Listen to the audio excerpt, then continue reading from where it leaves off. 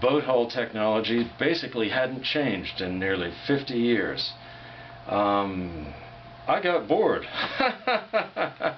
It was time for something new.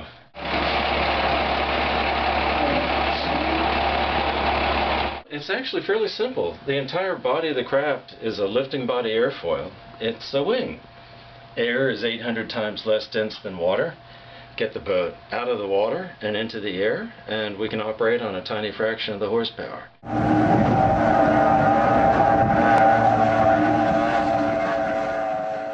I've adapted technologies from the gamut of the last 100 years in refining the Sea Phantom design. The key to the technology is, and it's the basis to the patent of the technology, is the foil design. And how they work is the foils start out retracted up against the belly of the boat. It's basically like a super stable tri-hull.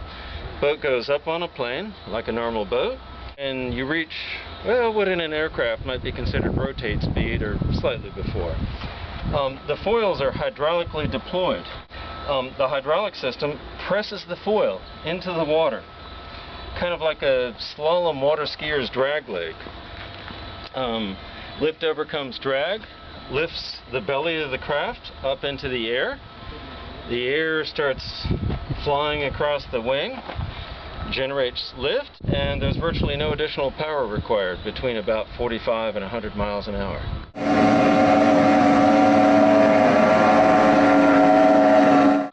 10 cylinders of gasoline power, billet aluminum construction, 625 horsepower, and weighs less than 800 pounds. We should be able to cruise in 3 to 5 foot seas at 85 knots, 100 miles an hour, comfortably and throttled back to less than 400 horsepower, confirmed by the hard data we gathered on the early test series. Well, how I paid for it? Worked my butt off. We're talking 10 years of 100-hour work weeks. This was not a simple little hobby. 6 to 9 hours working for somebody else to buy each and every one of the initial thousands and thousands of hours. My wife often working 2 or 3 jobs to keep me going. Thank God for her. Obviously in the early years I think she was just humoring me. Figured a crazed but happy husband would be preferable to a miserable but wealthy one.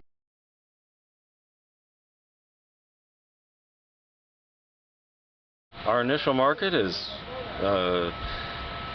basically a billionaire's toy. I hate to say that, but there's probably only 100 potential billionaires in the world that would spend $1 million, $2 million for a toy. But as I like to say, there's a billion ordinary folk that would be happy to spend $100 to travel comfortably from point A to point B and do it in something that looks as cool as it actually works.